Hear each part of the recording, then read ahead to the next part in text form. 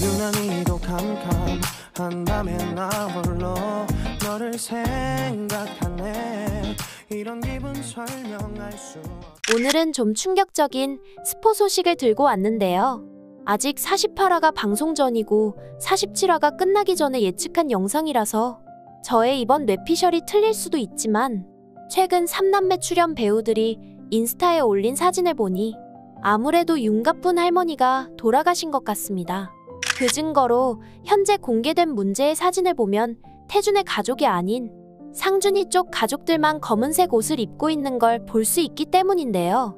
왼쪽부터 장영식, 김태주, 이상민, 이상준, 장수빈까지 모두 함께 있는 걸로 보아 다들 윤가쁜 할머니 장례식에 간 것이 아닐까 추측됩니다. 참고로 윤가쁜 할머니는 최근 죽은 아들 목소리를 계속 들었을 뿐만 아니라 꿈속에서도 아들이 자주 나타났었죠.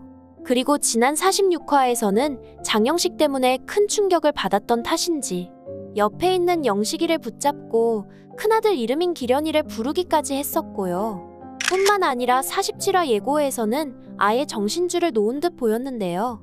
최말순 할머니와 함께 버스 정류장에 있다가 가방까지 두고 사라진 걸로 봐서는 아무래도 죽은 아들 기련이를 보고 따라간 게 아닐까 싶네요. 결국 이쯤 되면 윤가쁜 할머니는 거의 돌아가시는 게 기정사실화될 것 같은데요. 그동안 KBS 주말 드라마 대부분이 마지막 회쯤에 부모님이나 할머니가 죽거나 해서 가족의 화합을 이끌어내는 결말이 많았던 만큼 윤가쁜 할머니가 죽게 되면서 장영식이 스스로 저지른 죄를 뉘우치게 되고 남은 가족들은 그런 장영식을 용서하게 되는 계기가 되지 않을까 싶네요.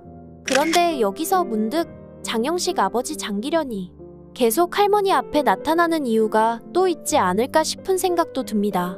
즉 장영식 엄마 최경순에게 또 다른 비밀이 있을 것 같은 느낌이 든다는 것이죠.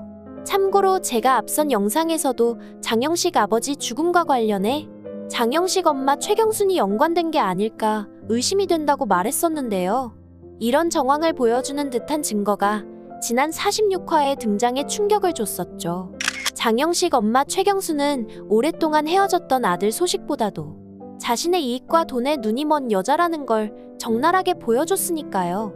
그래서 말인데 장세란의 오빠이자 윤가쁜 여사의 큰아들인 장기련이 갑자기 병에 걸려 사망하고 수억대의 사망보험금이 나온 이유 역시 다 장영식 엄마의 계략이 아니었을까 의심됩니다.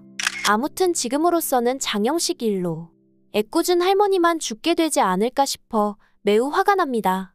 그래서 말인데 마음 같아서는 장영식 모친인 최경순이 저 세상으로 가버렸으면 좋겠네요.